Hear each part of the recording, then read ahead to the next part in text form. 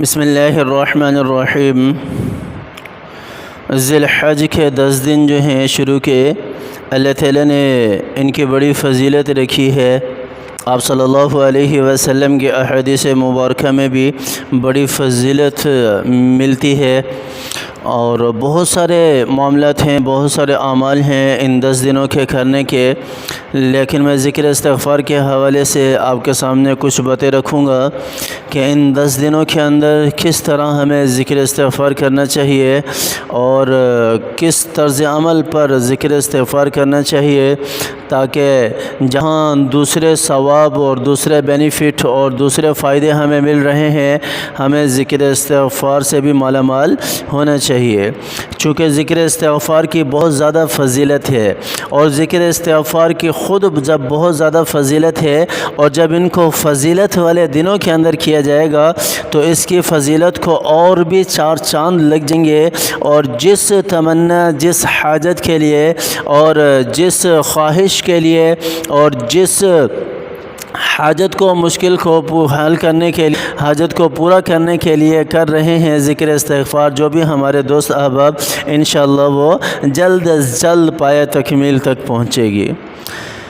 تو یہ آنے والے جو 10 دن ہیں ذی الحج کے، اس کے اندر ذکر استغفار کرنے کے 2 طریقے لازمی پکڑ لیجئے گا۔ دیکھو، جہاں بندہ ان 10 دنوں کے روزے رکھ رہا ہوتا ہے، جہاں بندہ ان 10 دنوں کے اندر اپنے بال نہیں کاٹتا، اپنے ناخن نہیں کاٹتا، اور اسی طرح باقی جتنے نیک اعمال ہیں، ذکر الہی ہے، اور اسی طرح باقی نمازیں ہیں، اور اسی طرح قرآن کی تلاوت ہے، جو دوسرے اعمال ہیں، وہیں پر اس کو چاہیے کہ اس ذکر استغفار کو بھی ان اعمال کے ساتھ ایڈ کر لے، ان اعمال کے ساتھ ملا لے۔ اور ان اعمال کے ساتھ ملانے کے ساتھ ساتھ جو بہترین وقت ہے ذکر استغفار کا، وہ صبح فجر کا وقت ہے۔ فجر میں بھی 2 وقت ہیں، ایک تو بندہ یہ ہے کہ فجر سے پہلے ذکر استغفار کر لے،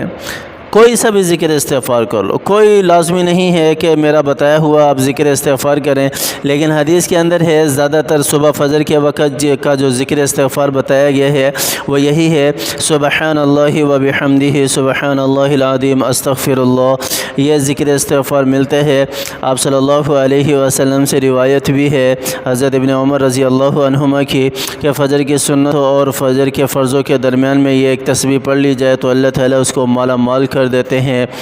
ہاں، یہ ذکر استغفار کر لیا جائے تو بہت اچھا ہے، لیکن اگر یہ یاد نہیں ہے، کوئی دوسرا یاد ہے، وہ کر لیا جائے تو اس پر بھی بینیفٹ مل جائیں گے، اس پر بھی فائدے مل جائیں گے۔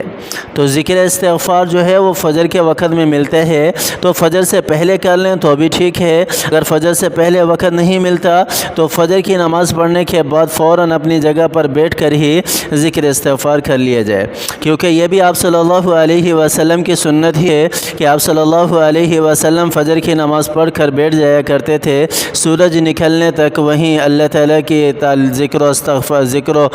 ذکر الہی کے اندر مشغول ہوا کرتے تھے، تسبیحات کیا کرتے تھے، اور جب سورج نکل جاتا تھا پھر آپ صلی اللہ علیہ وسلم جو ہے وہ وہاں سے اپنی جگہ سے اٹھتے تھے۔ یہ بھی سنت عمل ہے کہ فجر کی نماز پڑھ کر اگر ذکر استغفار کر لیا جائے تو اس سنت پر بھی عمل ہو جائے گا، اور ہمیں انشاءاللہ ذکر استغفار کے بینیفٹ بھی مل جائیں گے۔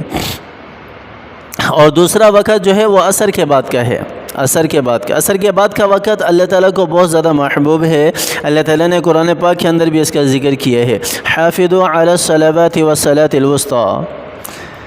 اللہ تعالیٰ نے جہاں نمازوں کی حفاظت کے بارے میں کہا ہے، وہیں ارشاد فرمایا کہ جو عصر کی نماز ہے اس کو الگ سے ذکر کیا ہے کہ اس کی حفاظت خاص طور پر کرنا، جو ہمیں بتا رہی ہے کہ عصر کا وقت اللہ تعالیٰ کے نزدیک کتنا محبوب ہے، کتنا پسندیدہ ہے۔